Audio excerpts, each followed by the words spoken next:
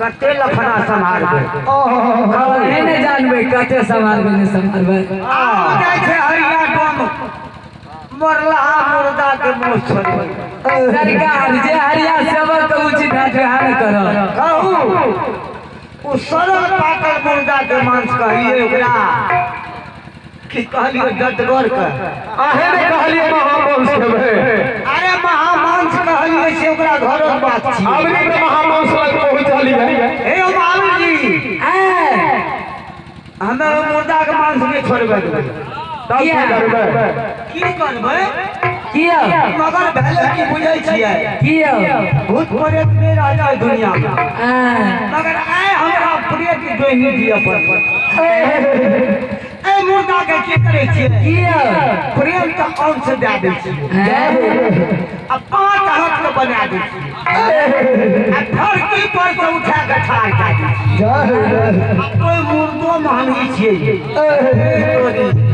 ईटा पत्थर कीट पतंग गाछ वृक्ष जते छै सब में हम छियै ओए प्रेत अंश में हम समा जाइ छियै है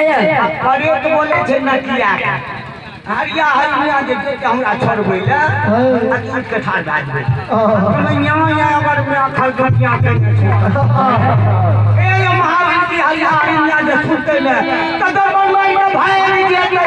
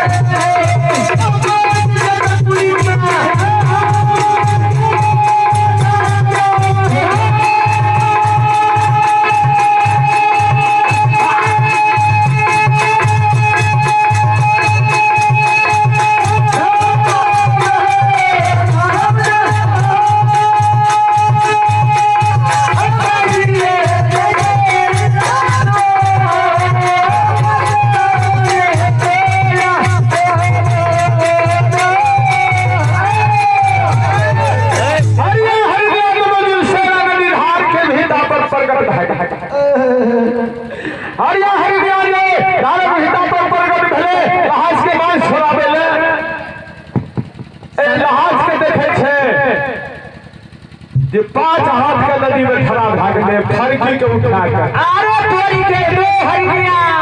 बोल स्वामी अरे तोरी बाई देखै छी बाई हाथ में खींचे गे छी ताके साड़ी रे कपड़ा उतरा पीते छोड़े हमरा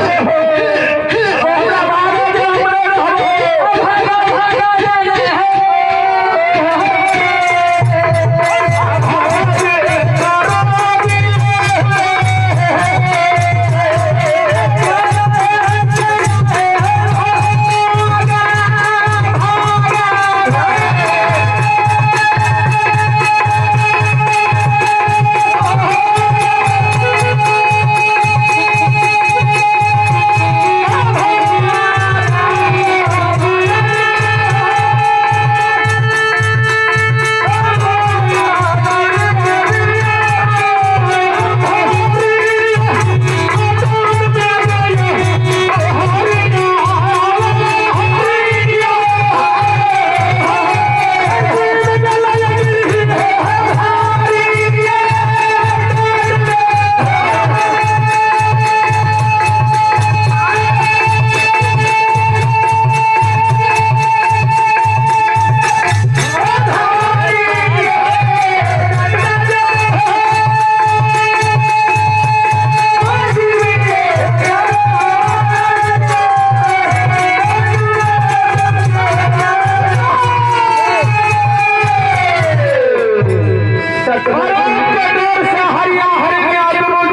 रहबे भागा